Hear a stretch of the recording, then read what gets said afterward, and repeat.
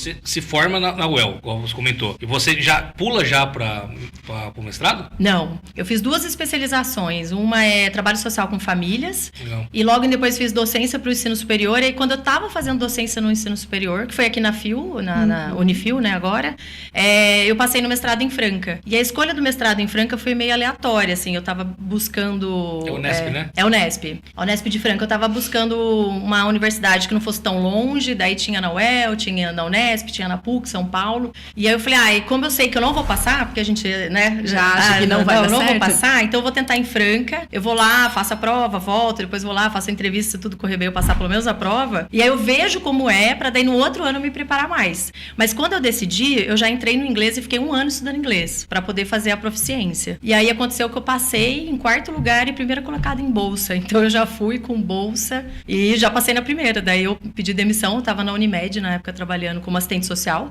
Eu trabalhava com idosos, com grupos de hipertensos, diabéticos, de uma equipe de medicina preventiva. E aí eu larguei tudo e fui pra lá, pra Franca. Morei em Franca. Então, de Londrina, Ourinhos, Franca. E aí, quanto tempo você morou em Franca pro mestrado? Nem 1 ano. Porque daí eu fiz algumas disciplinas em História aqui na Unesp de Assis. E nesse meio tempo eu passei no INSS. Tinha uma vaga só, eu passei em primeiro lugar. E aí eu tinha que assumir. Então, eu consegui trazer umas disciplinas pra cá. E aí eu fiquei levando o mestrado. Eu fiz o mestrado aqui. E a minha pesquisa foi sobre a implantação dos CRAS, o Sistema Único da Assistência Social, aqui em Ourinhos. Então, eu me lembro que eu entrevistei 12 assistentes sociais que tinham entrado na política de assistência antes da instituição do SUAS para poder entender e perguntar sobre como era a assistência antes e depois do SUAS, né, do Sistema Único, que é de 2004. E eu fiz minha pesquisa em 2012, 11, 12. Eu terminei em 2012. Então, foi bem interessante nesse sentido, né, que eu entendi muito... Eu nunca trabalhei na política pública aqui em Ourinhos de assistência social, mas eu tinha trabalhado em Chavantes. Na verdade, trabalhei em Irapé, em Bernardino de Campos e em Cambará. Então, eu conhecia muito a política de assistência e passei a conhecer, através da pesquisa, a política de assistência de Ourinhos. E é muito interessante porque Ourinhos foi um pouco pioneira na implantação de territorializar o atendimento, de ter os CRAS. Os CRAS que se das cidades menores do estado, Ourinhos foi uma das primeiras, porque Londrina já tinha feito essa experiência, tinha até esse Bolsa Escola Familiar que eu falei lá em 2000 quando eu me formei, 2003, 2004.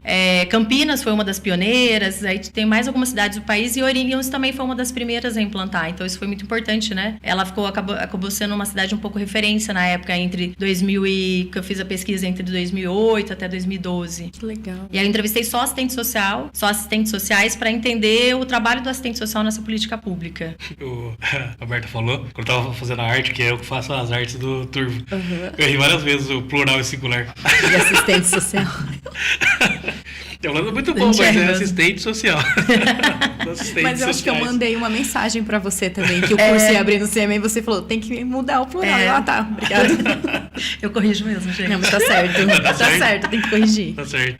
E bacana. Aí você tem o seu mestrado em Franca. Em Franca, na Unesp. E aí o caminhar pro doutorado também é... porque daí eu tava no INSS aqui, daí tava aqui em Ourinhos, eu tinha ido pra Marília, trabalhei um tempo em Marília no INSS com um cargo lá de coordenadora do serviço social. Aí nisso eu terminei o mestrado, voltei para Ourinhos. E aí quando eu voltei, eu fui para um congresso em Córdoba, na Argentina. E nesse congresso uma amiga falou, por que você não presta o doutorado na PUC? Eu falei, não, na PUC não vou passar, lá é muito difícil. Que mania, né, que a gente tem. Sempre sabotar, né? A gente sempre se sabota, né? Primeiro lugar. Não vou passar em primeiro lugar. Eu falei, acho que eu não passo. A PUC tem um programa de excelência, né? A maior nota do Brasil de serviço social. Caramba.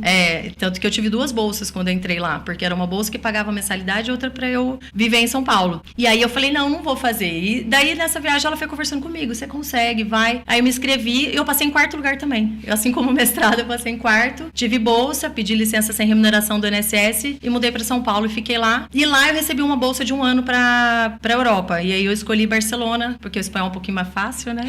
Porque a outra opção era uma cidade da França, não era Paris, era uma outra cidade, e a outra opção era Portugal. Daí eu falei, eu quero aprender um novo idioma. idioma. Então, Portugal, apesar que é um outro idioma, né? O português de Portugal, porque é muito difícil entender. Eu fui pra lá, meu Deus, o sotaque é muito doido. E aí eu escolhi Barcelona pra aprender um novo idioma mesmo. É interessante que eu fui procurar, né? Tipo, pra fazer algumas perguntas. E eu olhei Barcelona e falei, ela morou em Barcelona? Alguma coisa a ver com o curso de lá que é feito aqui? Eu fiquei na dúvida se você tinha realmente ido. Na verdade, essa bolsa chama sanduíche. Então, a gente estuda, faz matérias um ano em outro país. E aí, no caso, a PUC tem convênio com o serviço social, né? Tem convênio, tinha, pelo menos nessa época, com Porto, em Portugal, uma cidade lá da França, e essa universidade, que é a Universidade Autônoma da Catalunha. Não, é o UAB, Universidade Autônoma de Barcelona. E aí, um professor lá topou pegar o meu projeto e eu fiquei um ano trabalhando com ele. O nome dele é José Adelantado. Eu adorava o nome dele.